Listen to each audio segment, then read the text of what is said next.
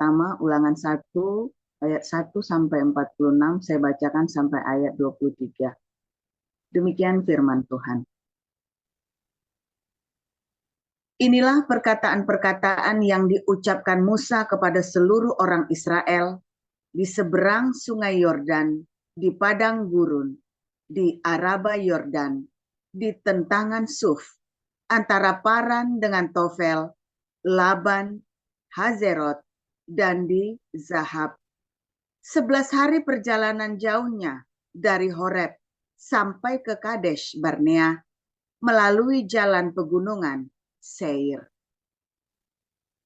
Pada tanggal 1 bulan 11 tahun ke-40, berbicaralah Musa kepada orang Israel sesuai dengan segala yang diperintahkan Tuhan kepadanya demi mereka.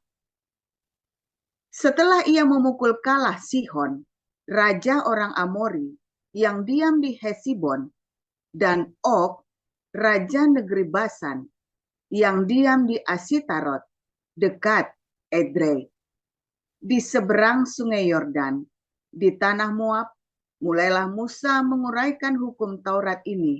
Katanya, Tuhan Allah kita telah berfirman kepada kita di Horeb, demikian, telah cukup lama kamu tinggal di gunung ini. Majulah, berangkatlah, pergilah ke pegunungan orang Amori dan kepada semua tetangga mereka di Araba Yordan, di pegunungan, di daerah bukit, di tanah Negeb, dan di tepi pantai laut, yakni negeri orang Kanaan, dan ke gunung Libanon, sampai ke Efrat, sungai besar itu. Ketahuilah, aku telah menyerahkan negeri itu kepadamu. Masukilah, dudukilah negeri yang dijanjikan Tuhan dengan sumpah kepada nenek moyangmu, yakni Abraham, Ishak, dan Yakub. Yang 32F ini Adi ya, saya jadi hafal tuh. Adi semua.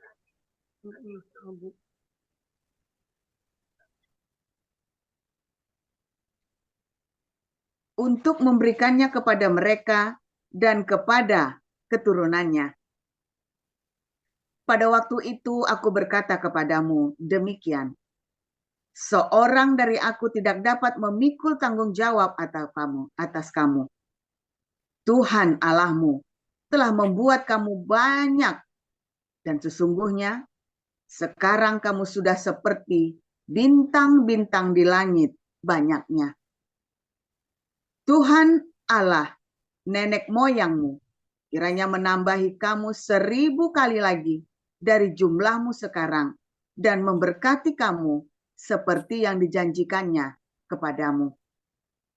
Tetapi, bagaimana seorang diri aku dapat memikul tanggung jawab atas kesusahanmu, atas bebanmu, dan perkaramu?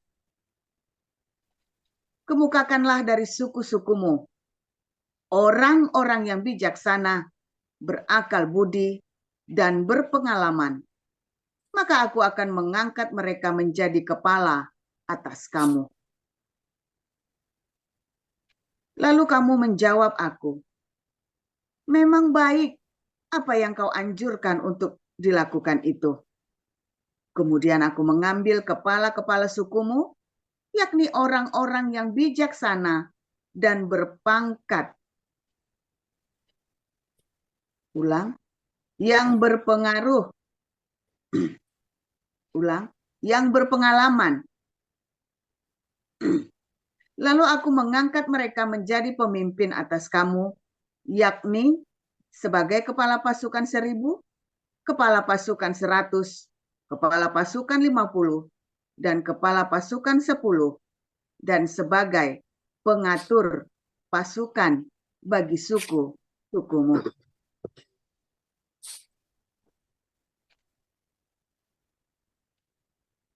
Dan pada waktu itu, aku memerintahkan kepada para hakimmu, demikian. Berilah perhatian kepada perkara-perkara di antara saudara-saudaramu, dan berilah keputusan yang adil di dalam perkara-perkara antara seorang dengan saudaranya atau dengan orang asing yang ada padanya. Dalam mengadili, jangan pandang bulu, baik perkara orang kecil maupun perkara orang besar, harus kamu dengarkan. Jangan gentar terhadap siapapun, sebab pengadilan adalah kepunyaan Allah. Tetapi perkara yang terlalu sukar bagimu, harus kamu hadapkan kepadaku, supaya aku mendengarnya. Demikianlah aku pada waktu itu memerintahkan kepadamu segala hal yang harus kamu lakukan. Kemudian kita berangkat dari Horeb dan berjalan melalui segenap padang gurun yang besar dan dahsyat yang telah kamu lihat itu, ke arah pegunungan orang Amori, seperti yang diperintahkan kepada kita oleh Tuhan Allah kita. Lalu kita sampai ke Kadesh Barnea. Ketika itu aku berkata kepada kamu,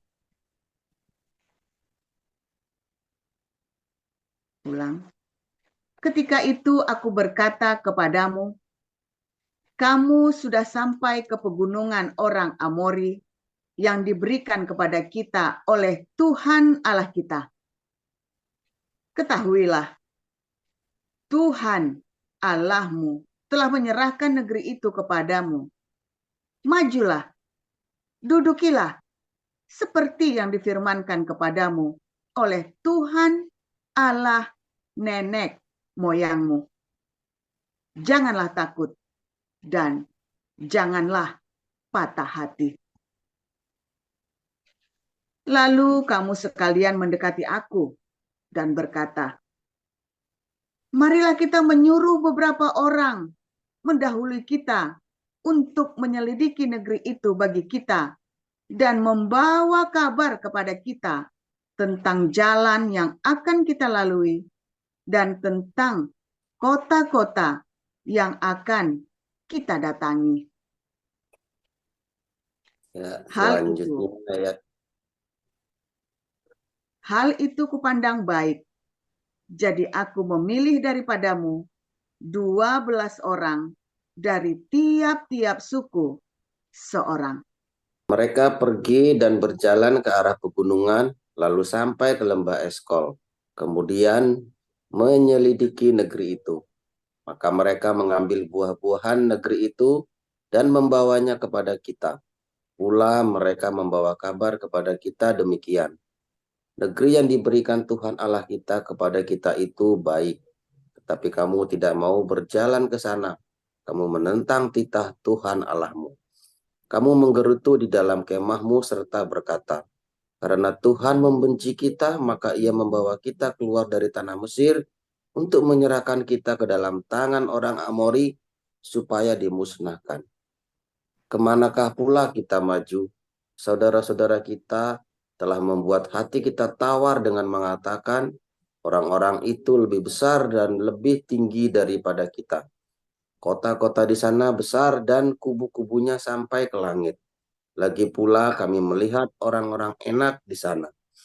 Ketika itu aku berkata kepadamu, janganlah gemetar, janganlah takut kepada mereka. Tuhan Allahmu yang berjalan di depanmu, dialah yang akan berperang untukmu, sama seperti yang dilakukannya bagimu di Mesir di depan matamu. Dan di padang gurun, di mana engkau melihat bahwa Tuhan Allahmu mendukung engkau, seperti seorang mendukung anaknya sepanjang jalan yang kamu tempuh, sampai kamu tiba di tempat ini. Tetapi walaupun demikian, kamu tidak percaya kepada Tuhan Allahmu, yang berjalan di depanmu, di perjalanan untuk mencari tempat bagimu, di mana kamu dapat berkemah, dengan api pada waktu malam, dan dengan awan pada waktu siang untuk memperlihatkan kepadamu jalan yang harus kamu tempuh. Riwayat hukuman atas Israel.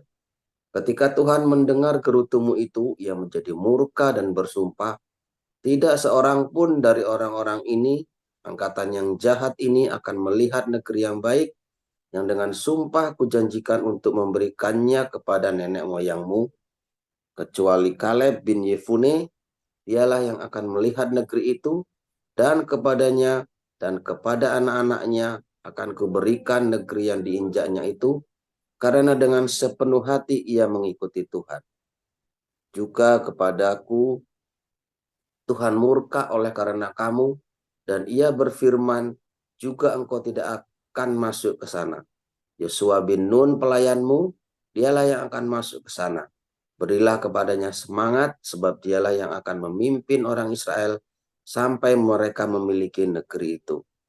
Dan anak-anakmu yang kecil yang kamu katakan akan menjadi rampasan, dan anak-anakmu yang sekarang ini yang belum mengetahui tentang yang baik dan yang jahat, merekalah yang akan masuk ke sana, dan kepada merekalah aku akan memberikannya, dan merekalah yang akan memilikinya.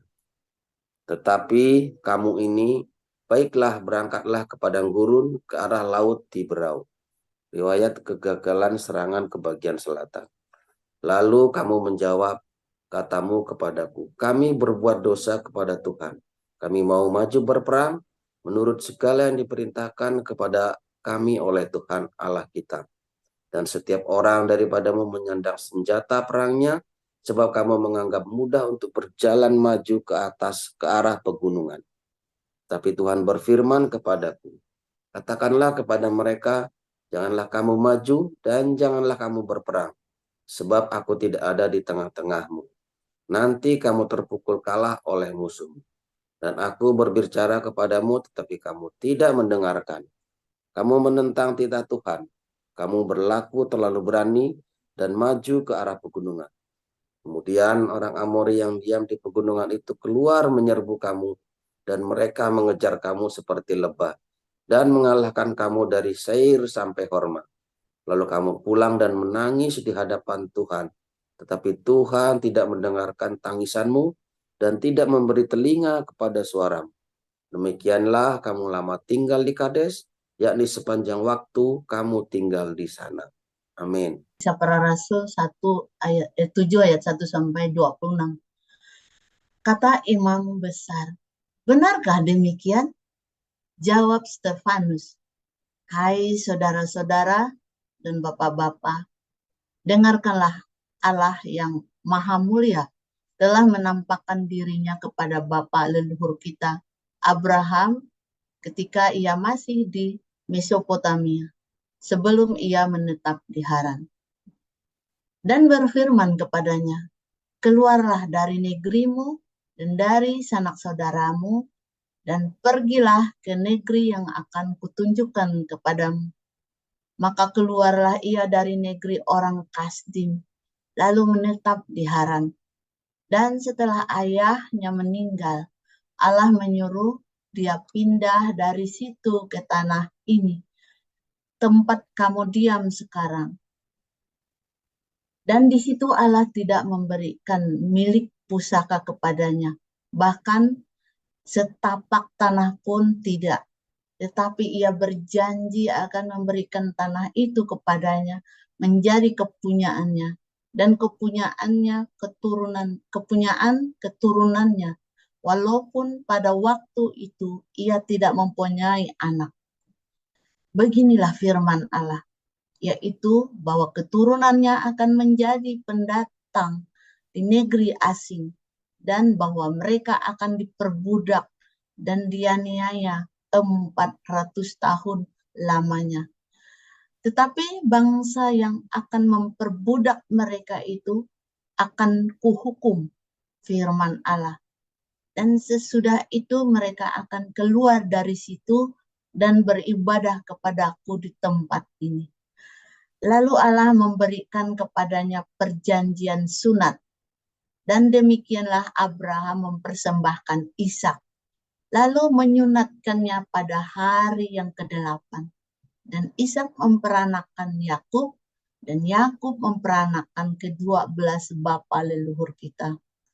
Karena iri hati, bapa-bapa leluhur kita menjual Yusuf ke tanah Mesir.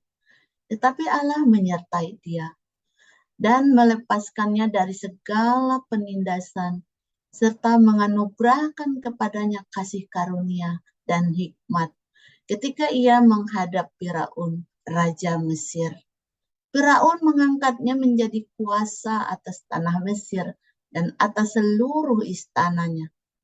Maka datanglah bahaya kelaparan menimpa seluruh tanah Mesir dan tanah Kanaan, serta penderitaan yang besar, sehingga nenek moyang kita tidak mendapat makanan. Tetapi ketika Yakub mendengar bahwa di tanah Mesir ada gandum, ia menyuruh nenek moyang kita ke sana. Itulah kunjungan mereka yang pertama. Pada kunjungan mereka yang kedua, Yusuf memperkenalkan dirinya kepada saudara-saudaranya. Lalu ketahuanlah asal-usul Yusuf kepada Firaun. Kemudian Yusuf menyuruh menjemput Yakub ayahnya dan semua sanak saudaranya, 75 jiwa banyak. Lalu pergilah Yakub ke tanah Mesir. Di situ ia meninggal, ia dan nenek moyang kita.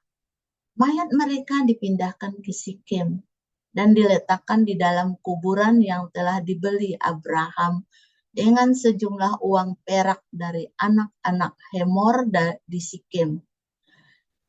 Tetapi makin dekat genapnya janji yang diberikan Allah kepada Abraham, makin bertambah banyaklah bangsa itu di Mesir, sampai bangkit seorang raja lain memerintah tanah Mesir. Seorang yang tidak mengenali Yusuf. Raja itu mempergunakan tipu daya terhadap bangsa kita dan menganiaya nenek moyang kita, serta menyuruh membuang bayi mereka, supaya bangsa kita itu jangan berkembang. Pada waktu itulah Musa lahir dan ia elok di mata Allah. 3 bulan lamanya ia diasuh di rumah ayahnya. Lalu ia dibuang, tetapi putri Firaun memungutnya dan menyuruh mengasuhnya seperti anaknya sendiri. Dan Musa dididik dalam segala hikmat orang Mesir, dan ia berkuasa dalam perkataan dan perbuatannya. Pada waktu ia berumur 40 tahun, timbullah keinginan dalam hatinya untuk mengunjungi saudara-saudaranya, yaitu orang-orang Israel. Ketika itu ia melihat seorang dianiaya oleh seorang Mesir. Lalu ia menolong dan membela orang itu dengan membunuh orang Mesir itu. Pada sangkanya, saudara-saudaranya akan mengerti bahwa Allah memakai dia untuk menyelamatkan mereka. Tetapi mereka tidak mengerti. Pada keesokan harinya ia muncul pula ketika 2 orang Israel sedang berkelahi. Lalu ia berusaha mendamaikan mereka.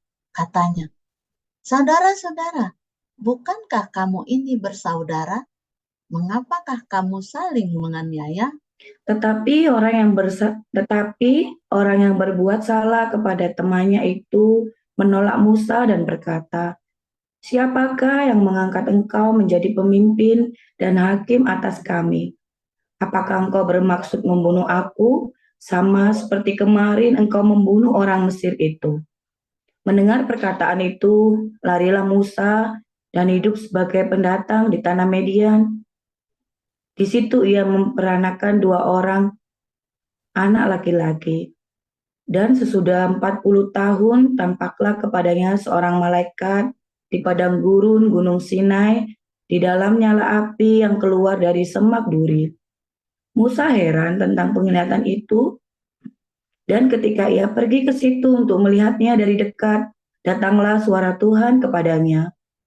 "Akulah Allah nenek moyangmu, Allah Abraham, Ishak dan Yakub." Maka gentarlah Musa dan ia tidak berani lagi melihatnya. Lalu firman Allah kepadanya, "Tanggalkanlah kasutmu dari kakimu, sebab tempat di mana engkau berdiri itu adalah tanah yang kudus. Aku telah memperhatikan dengan sungguh kesengsaraan umatku di tanah Mesir, dan aku telah mendengar keluh kesah mereka dan aku telah turun untuk melepaskan mereka. Karena itu, marilah, engkau akan kuutus ke tanah Mesir. Musa ini yang telah mereka tolak dengan mengatakan, siapa yang mengangkat engkau menjadi pemimpin dan hakim? Musa ini juga telah diutus oleh Allah sebagai pemimpin dan penyelamat oleh malaikat yang telah menampakkan diri kepadanya di semak duri itu. Dialah yang membawa mereka keluar dengan mengadakan mukjizat-mukjizat dan tanda-tanda di tanah Mesir, di Laut Merah, dan di padang gurun 40 tahun lamanya. Musa ini pula yang berkata kepada orang Israel, seorang nabi seperti aku ini akan dibangkitkan Allah bagimu dari antara saudara-saudaramu. Musa inilah yang menjadi pengantar dalam sidang jemaah di padang gurun di antara malaikat yang berfirman kepadanya di Gunung Sinai dan nenek moyang kita. Dan dialah yang menerima firman-firman yang hidup untuk menyampaikannya kepada kamu. Tetapi nenek moyang kita tidak mau taat kepadanya, malahan mereka menolaknya. Dalam hati mereka ingin kembali ke tanah Mesir. Kepada Harun mereka berkata, buatlah untuk kami beberapa Allah yang akan berjalan di depan kami, sebab Musa ini yang telah memimpin kami keluar dari tanah Mesir, kami tidak tahu apa yang telah terjadi dengan dia. Lalu pada waktu itu mereka membuat sebuah anak lembu dan mempersembahkan persembahan kepada berhala itu, dan mereka bersukacita tentang apa yang dibuat sendiri oleh mereka. Maka berpalinglah Allah dari mereka dan membiarkan mereka beribadah kepada bala tentara langit, seperti yang tertulis dalam kitab nabi-nabi. Apakah kamu mempersembahkan kepadaku korban sembelihan dan persembahan selama 40 tahun di padang gurun itu, hai kaum Israel? Tidak pernah. Malahan kamu mengusung kemah Molok dan bintang dewa Revan, patung-patung yang kamu buat itu untuk disembah. Maka aku akan membuat kamu ke dalam pembuangan sampai di seberang sana, Babel. Kemah kesaksian ada pada nenek moyang kita di padang gurun, seperti yang diperintahkan Allah kepada Musa untuk membuatnya menurut contoh yang telah dilihatnya. Kemah itu yang diterima nenek moyang kita dan yang dengan pimpinan Yosua dibawa masuk ke tanah ini, yakni waktu tanah ini direbut dari bangsa-bangsa lain yang dihalau Allah dari depan nenek moyang kita. Demikianlah sampai pada zaman Daud. Daud telah mendapat kasih karunia di hadapan Allah dan ia memohon supaya ia diperkenankan untuk mendirikan suatu tempat kediaman bagi Allah Yakub. Tetapi Salomon yang mendirikan sebuah rumah untuk Allah. Tetapi yang Maha Tinggi tidak diam di dalam apa yang dibuat oleh tangan manusia, seperti yang dikatakan oleh Nabi. Langit adalah tataku dan bumi adalah tumpuan kakiku. Rumah apa yang akan kamu dirikan bagiku, demikian firman Tuhan. Tempat apa yang akan menjadi perhentianku? Bukankah tanganku sendiri yang membuat semuanya ini? Hai orang-orang yang keras kepala dan yang tidak bersunat hati dan telinga, kamu selalu menentang Roh Kudus sama seperti nenek moyangmu. Demikian juga kamu. Siapakah dari nabi-nabi yang tidak dianiaya oleh nenek moyangmu? Bahkan mereka membunuh orang-orang yang lebih dahulu memberitakan tentang kedatangan orang benar, yang sekarang telah kamu hianati dan kamu bunuh. Kamu telah menerima hukum Taurat yang disampaikan oleh malaikat-malaikat, akan tetapi kamu tidak menurutinya. Haleluya, firman Tuhan selalu baru setiap hari ketika kita menanti-nantikan Tuhan Yesus dengan penuh cinta, penuh pengharapan, penuh dengan hati yang tulus ya saudara ya. Terus ya, percaya saya hatimu tidak tulus, dan kamu tidak punya pengharapan, kamu nggak punya iman, nggak punya cinta, firman Tuhan itu ya biasa-biasa saja, nggak ada kuasanya. Anda baca firman Tuhan, Anda ikut bangun pagi, doa pagi dimanapun, Anda berdoa, Anda ke gereja, tapi karena kamu tidak punya pengharapan, ya, kamu nggak punya iman, nggak punya iman, nggak mungkin ke gereja. Oh mungkin banyak orang di gereja tuh nggak punya iman. Ya buktinya dia udah pergi ke gereja, pulang masih tetap utang-utang, ya kan? Buktinya dia sudah ke gereja, pulang dia masih tetap balas dendam. Nah, ini ke gereja, ini gereja ini kita suci, ya ini harinya Tuhan. Ya begitu Anda keluar gereja disalib mobil, dipepet, wah ngajak berantem semua. Nah itu tadi ya. Wah itu sering ya saudara ya.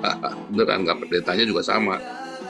Nah, jadi itu menunjukkan bahwa Anda nggak punya iman. Anda datang ke gereja itu nggak ada tujuannya mau ngapain ya, cuma mau arisan doang. Ke gereja itu cuma mau jingkrak-jingkrak, lihat karismatik ya. Mau jingkrak-jingkrak, mau lihat ajojing aja, lampu kelap-kelip, lampu diskotik. Ya kan? Nah, jadi saudara, hati-hati ya. Hati-hatilah dengan apa hatimu itu ya. Bener nggak kamu punya iman datang ke gereja? Bener nggak? Ya. Aku punya pengharapan. Kalau enggak, kamu nggak akan dapat apa-apa, serius. Cuma walaupun daripada kamu jingkrak-jingkrak di diskotik, yang mendingan kamu jingkrak-jingkrak di gereja, ya kan? Wah, gereja pendetanya khotbah ngantuki Pak, daripada kamu tidur di losmen, tempatnya itu cewek gombel, yang mendingan kamu tidur di gereja, kan gitu saudara ya. Ya kan, mendingan kan kamu tidur di gereja ya. Ya Pak, di gereja cuman arisan doang Pak ya, daripada kamu arisan itu tadi, arisan di ibu kota ya kan, nanti ada ya ujung-ujungnya utang-utang, ya mendingan arisan di gereja gitu saudara ya.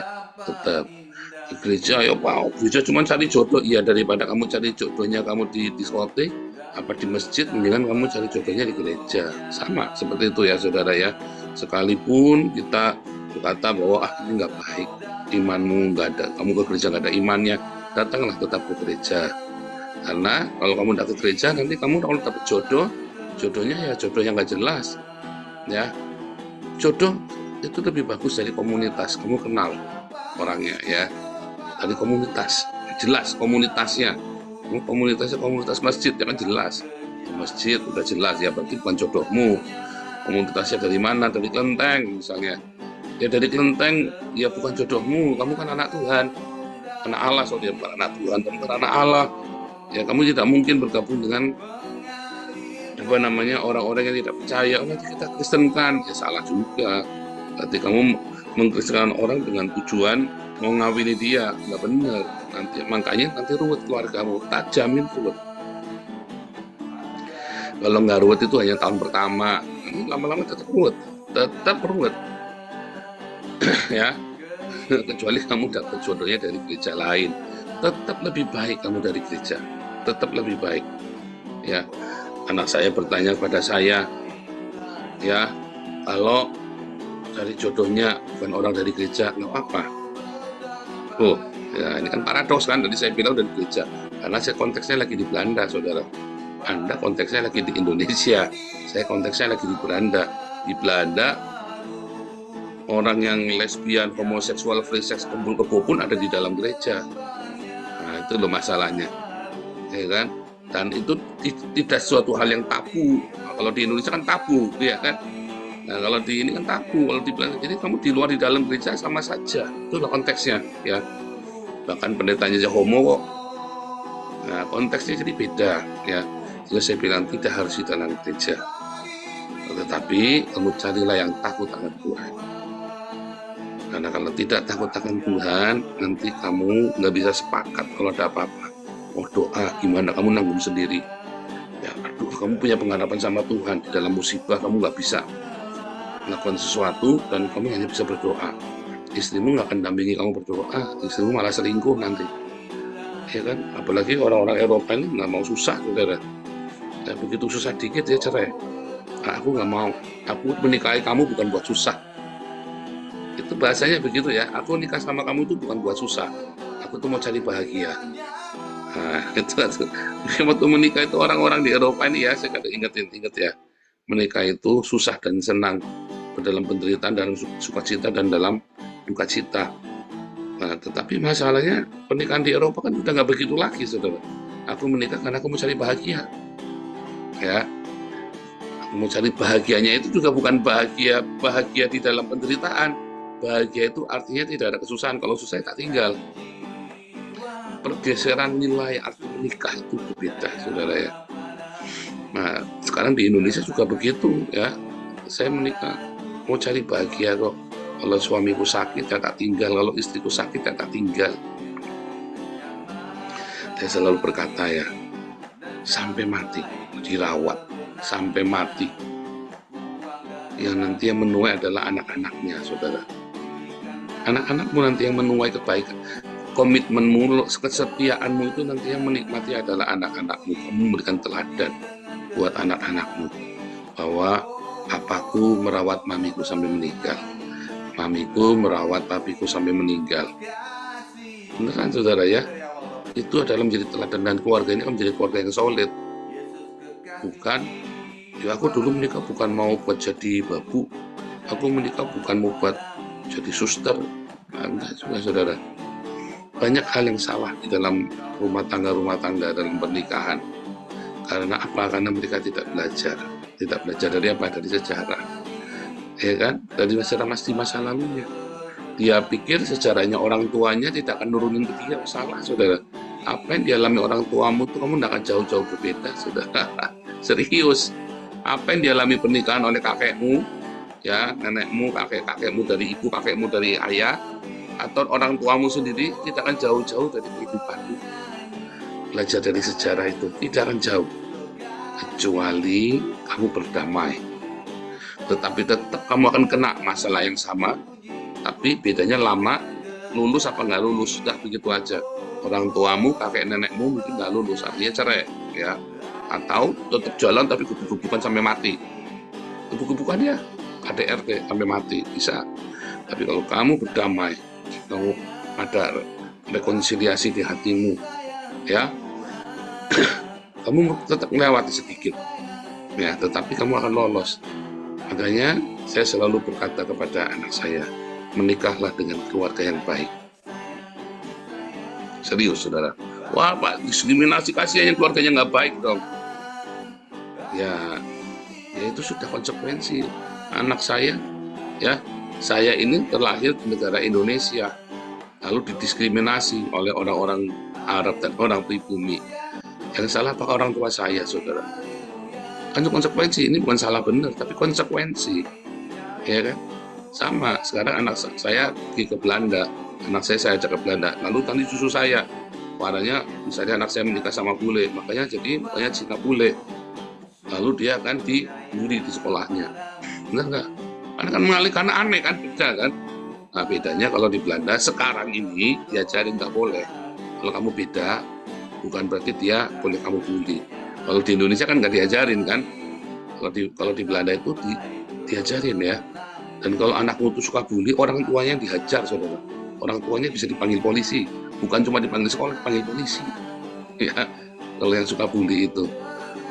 Beneran ya, kalau kamu tidak bisa didik anakmu untuk tidak membuli orang lain, anakmu akan diambil ke panti sosial. Kalau diambil sama negara, berarti kamu tidak bisa mendidik anakmu. Beneran ya, anak-anak yang bully-bully itu ya. Jadi tetap sejarah di masa lalu itu akan berulang kepadamu, saudara. Anda mau terima mau enggak, mau ditolak begitu rupa, Anda yang biasa kawin cerai, dari kakek nenek yang suka kawin cerai, akan nurut, ya, sampai ke anak-anaknya, cucunya kawin cerai, saudara, yang kawin cerai. Serius, saudara ya. Kutuk itu bukan kutuk, itu konsekuensi karena teladan. Jadi misalnya dalam satu keluarga ya pasti banyak yang tetap nanti ada balik kawin cerai. Beda dengan ada satu keluarga di Jerman ya, orang Indonesia menikah sama orang bule Jerman.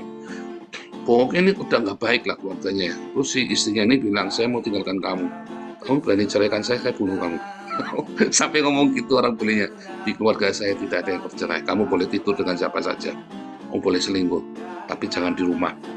Pergi, jangan dibawa ke rumah. Jangan sampai ibu saya tahu. Tapi kita tidak boleh cerai. Kalau cerai, kamu saya bunuh. Sampai begitu, saudara ya. Tidak ada yang bercerai di keluarga saya. Mereka keluarga Katolik yang sangat fanatik ya, saudara ya. Jadi mereka menjaga benar. Tapi itu, ya itu bagus ya, saudara. Komitmen nggak boleh cerai. Pokoknya apapun nggak boleh cerai. Walaupun sudah hancur-hancuran. Waduh, luka dalam itu semuanya ya. Saling melukai, yang suaminya selingkuh, yang istrinya selingkuh.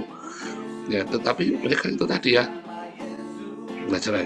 Karena mereka tidak punya tradisi bercerai.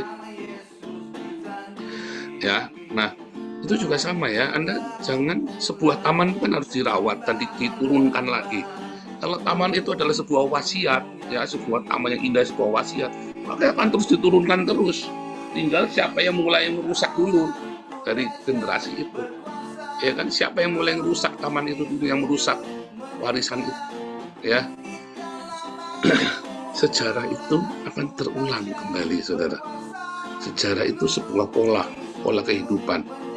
Dan itu selalu berulang dalam generasi ke generasi. Dalam sebuah periodik akan terulang lagi.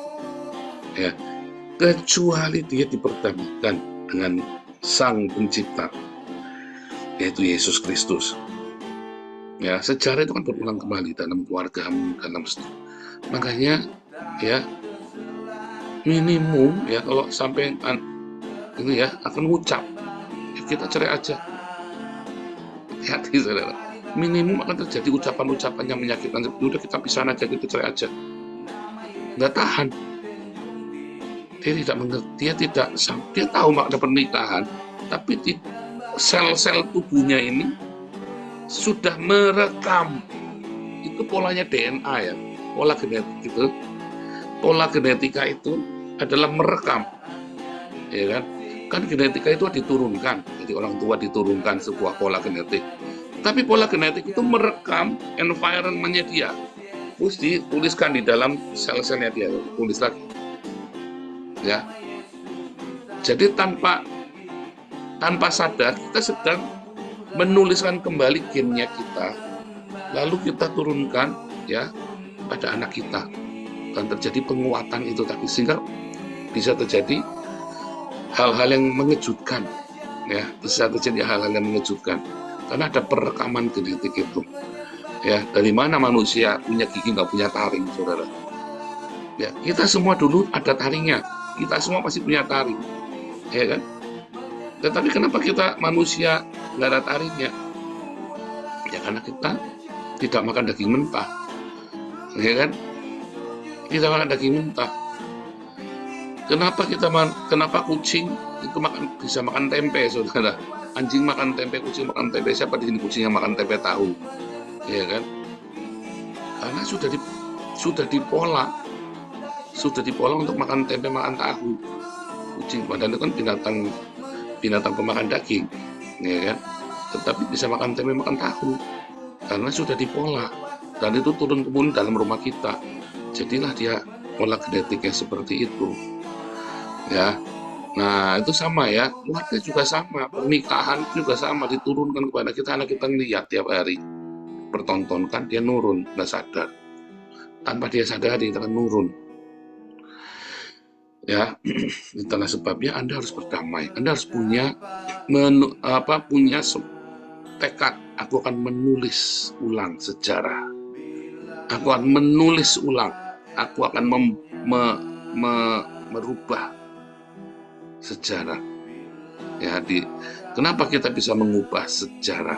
Karena ada sesuatu di dalam hidup kita yang revolusioner.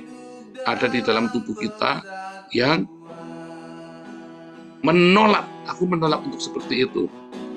Tetapi kalau kamu tidak diperdamaikan dengan Sang Pencipta yang mendesain hidupmu, ya, kamu sudah begitu revolusioner pun terulang lagi, saudara. Orang Buddha bilang apa? Karma. Ya kan? Itu seperti karma kalau bagi orang Buddha itu, ya itu udah karma, kalau nggak bisa diapa-apain.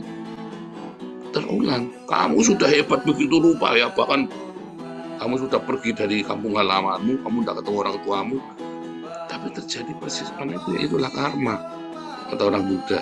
Tetapi kamu bisa merubah itu, yaitu dengan datang kepada Sang Pencipta hidup kita, yang mendesain hidup kita, diperdamaikan. Karena ketika kita terlahir kita dalam kondisi gen yang korup, dengan sebuah catatan historis yang panjang, yang dipola berulang. Orang Buddha bilang karma, ya kan? Tetapi kita orang Kristen berkata, ya itu karena kesalahan orang tua, ya akan ditanggung oleh anak-anaknya. Konsekuensi, ya, sebuah konsekuensi. Bukan tabur tuai beda lagi. Ini konsekuensi, saudara. Ya, orang tua yang makan buah mentah, anak-anak yang sakit gigi, yang ngilu giginya, yang sakit perut. Tetapi akan tiba saatnya. Nah, di Yeremia ya, akan tiba saatnya. Ya, orang tua makan buah mentah, anak-anak tidak akan sakit gigi, tidak akan sakit perut. Akan tiba. Kapan itu? Bila Sang Pencipta itu datang ke dunia mendamaikan kita. Orang yang datang kepada Yesus dengan sungguh-sungguh, dengan iman yang benar, dengan penuh cinta, dia tidak akan mengulangi histori yang buruk itu, saudara. Kalau kamu punya tekad, ya aku mau Tuhan menulis kembali sejarahku. Ya, kamu yang punya pola kemiskinan, yang punya pola perceraian, ya, Anda bisa. Bahkan Anda yang punya penyakit turunan, jantung turunan, penyakit jantung turunan, penyakit jiwa turunan, ya, Anda bisa loh, saudara, bisa minta ditulis ulang sejarahmu, ditulis ulang hidupmu, saudara. Karena namanya his story itu dari kata his story, sejarahnya Tuhan. Jadi jangan kembali ke histori yang di atasnya kita 1 level, 2 level, 3 level, 4 level. Kita ke histori dari awal penciptaan di mana Tuhan menciptakan semuanya baik. Rekonsiliasi kita dengan Tuhan Yesus itu, pendamaian kita oleh Tuhan Yesus Kristus adalah kita kembali kepada Adam waktu di Taman Eden. Ya. Kita kembali kepada Adam yang di Taman Eden.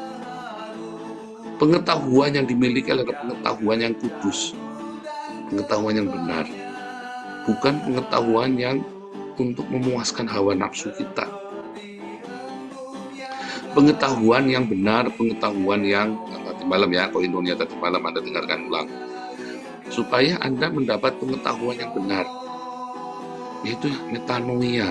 Karena pengetahuan kita sekarang kita miliki ada sebuah pengetahuan yang buruk. Kita pikir waktu kita, oh ini istri harus dimarahi, kita pikir kita harus memarahi istri kita.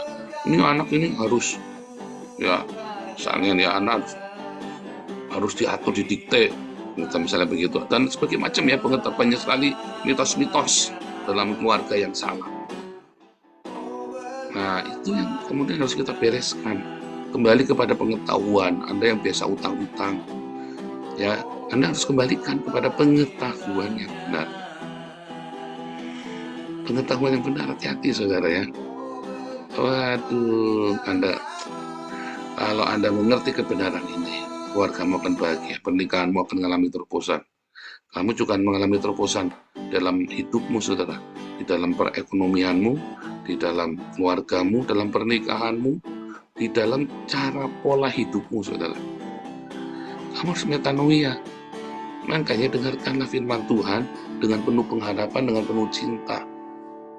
Ya, kalau kamu tidak dengan pengharapan, dengan penuh cinta, dengan iman, ya, maka firman Tuhan itu tidak akan menjadi baru bagimu, tidak akan menjadi apa-apa, nggak pengaruh apa, nggak ngefek. Padahal bagus ini firman Tuhannya, ya cuman bagus saja. Seperti Anda mendengar Mario Teguh itu loh, bagus kan omongannya dia kan. Masalahnya hidup tidak semudah bacotnya Mario Teguh, nyatanya dia aja ngebacot, akhirnya dia sendiri nggak bisa mengatasi masalah lamanya dia yang timbul menghantui dia. Apa yang harus dilakukan Mario Teguh coba? Kalau dia sebenarnya, kalau dia di dalam Tuhan Yesus, dia harusnya bilang, iya anakku, aku salah. Harusnya bilang begitu Mario. Tapi kan dia memilih untuk apa, saudara? Memilih untuk melawan kan. Kamu bukan anakku. Jadi anak penasaran marah. Ya kan? Tambah diungkit-ungkit lagi.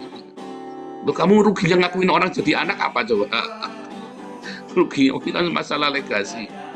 Kamu bilang, ya kan nggak bisa masalah legasi. Makanya kalau Anda pernikahan di yang lama belum tuntas, jangan menikah lagi, saudara.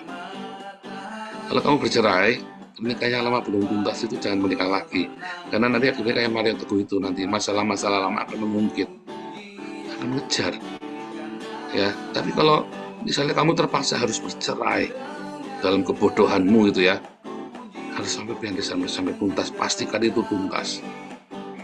Ya, pastikan tuntas, saudara. Dan Anda yakin kalau sampai tiba di pihak pasangan Anda tidak mau menuntaskan, Anda harus tuntas. Nggak apa-apa, Anda sudah siap suatu ketika mengejar. Dengan anak-anakmu yang kamu tinggalkan pun kamu harus tuntas. Dan kamu harus siap suatu ketika itu akan datang ke masa depan. Itu konsekuensi, balik lagi itu konsekuensi. Makanya jangan bercerai. Kalau kamu tidak siap dengan itu, tidak siap beresin anak-anakmu yang sakit hati, nanti anak-anak yang sakit hati ini akan menghasilkan pola yang lebih buruk daripada yang kamu alamin.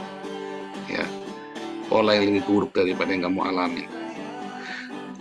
Ya, makanya harus ditulis ulang dengan cara apa? Dengan berdamai. Tuhan Yesus itu memberikan pendamaian. Makanya ketika kamu ditebus, kamu diberi kuasa menjadi anak-anak Allah. Ya, Adam yang pertama menghasilkan generasi anak-anak jasmania. Tugasnya Adam, ya, sebagai orang yang hebat itu ya. Adam ini orang yang hebat ya. Karena dari Adam kan terpancar seluruh benih kehidupan.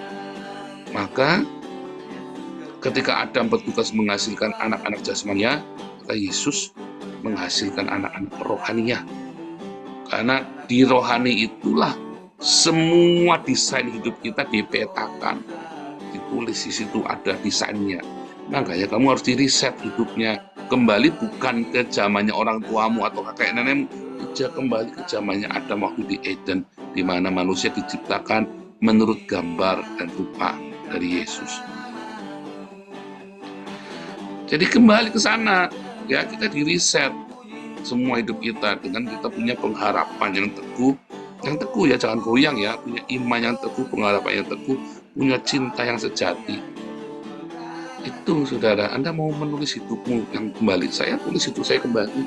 Ya, saya bilang sama Tuhan Yesus, sudah terlanjur Tuhan bagaimana? Tulis hidupmu, tulis ulang. Maka saya, istri saya, anak-anak saya, kami menulis ulang kehidupan kami kembali, saudara. Kita tulis ulang, kita rampas kehidupan itu dari iblis, dari neraka. Rampas kehidupan itu, ya kan? Anda minta dirampas ya, bahasa itu dirampas ya, ya kan? Merampas orang yang terhuyung-huyung menuju ke neraka itu loh, dirampas bahasanya. Mengapa dirampas? Kamu harus dengan paksa, nggak bisa lembut-lembut. Ya, kita ke sana yuk pelan-pelan. Oh, nggak bisa, saudara. Anda mau pergi dari neraka, neraka itu adalah sebuah magnet yang besar bagi besi, saudara. Hidupmu itu ketarik gravitasi yang luar biasa sekali. Inti bumi, neraka perut bumi itu ya, inti bumi. Gravitasi yang besar sekali yang menarik apapun dalamnya, saudara ya.